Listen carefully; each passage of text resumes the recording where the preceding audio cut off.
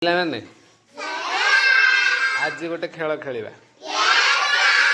କି ଖେଳ? ଦୋକାନ ଖେଳ ଖେଳିବା ହେଲା ହେଲା। ଆମର ପାର୍ବତୀ ନାନୀ ଗୋଟେ ଦୋକାନ କରିଛନ୍ତି ହେଲା। ପାର୍ବତୀ ନାନୀ ଦୋକାନ କରିଛନ୍ତି, ରାସନ ଦୋକାନ ହେଲା। ଏଠି ଦେଖ ଦୋକାନରେ ବସିଛନ୍ତି, ସବୁ ତାଙ୍କର ସାମାନ ଅଛି। ଆଉ ଏପଟେ ଆମର ନାରାୟଣ ସେ ଦୋକାନକୁ କିଣିବାକୁ ଯାଉଛନ୍ତି। ବାବାଇ ଦୋକାନକୁ କିଣିବାକୁ ଯାଉଛନ୍ତି। ଦେଖିବା ନାରାୟଣ ଠିକରେ ପଇସା ଦେଇକିରି କେତେ ଟଙ୍କା ଫେରେଇବେ, ପାର୍ବତୀ ନାନୀ ଫେରଉଛନ୍ତି ନା ନାହିଁ, ଆଉ ନାରାୟଣ ଭାଇନା ଆମର ଠିକରେ ଟଙ୍କାଟା ହିସାବ କରିକିରି ଆଣିପାରୁଛନ୍ତି ନା ନାହିଁ, ଆମେ ଦେଖିବା। ବର୍ତ୍ତମାନ ନାରାୟଣ ଯିବ ପାର୍ବତୀର ଦୋକାନରୁ ତେଲ କିଣିକିରି ଆଣିବ ହେଲା। ତେଲ ଲିଟରଟେ କିଣିକିରି ଆଣିବ। ତେଲ ଲିଟର କେତେ ଟଙ୍କା ଅଛି? ହଉ ହେଲେ 75। ହଉ ଆମେ 70 କରିଦେବା ହେଲା। ତେଲ ଲିଟର, ଖାଇବା ତେଲ, ତେଲ ଲିଟରଟେ କିଣିକିରି ଆଣିବ। ଆଉ ହଉ ଫ୍ରିଡମ୍ କି ଡମ୍ ହେଲେ ହଉ ଧରିକିରି ଆସିବ ହେଲା।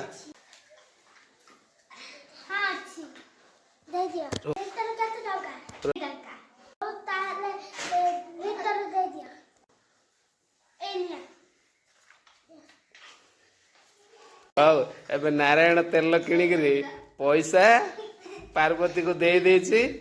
ଏବେ ପାର୍ବତୀ କ'ଣ କରିବ ନା, ସେ ପଇସା ରଖିକିରି ବଳକା ପଇସା ସେ ନାରାୟଣକୁ ଫେରେଇବ ହେଲା।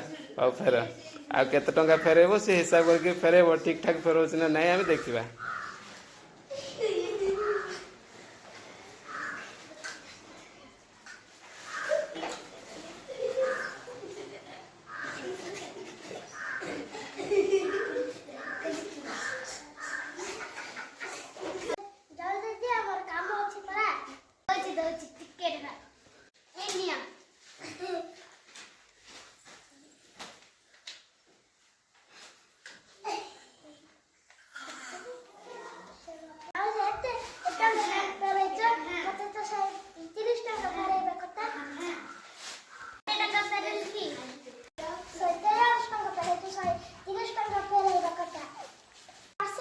ଆଦୃକ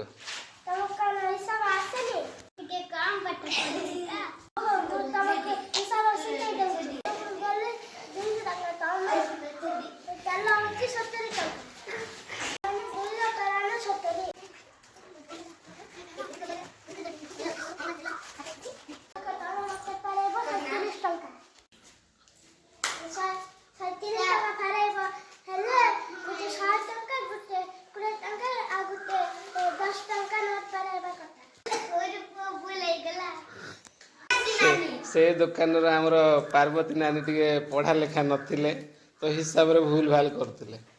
ଏବେ ଆଉ ଗୋଟେ ଦୋକାନ କରିଛନ୍ତି ଆମର ଖୁସି ନାନୀ, ଡ୍ରେସ୍ ଦୋକାନ କରିଛନ୍ତି ହେଲା।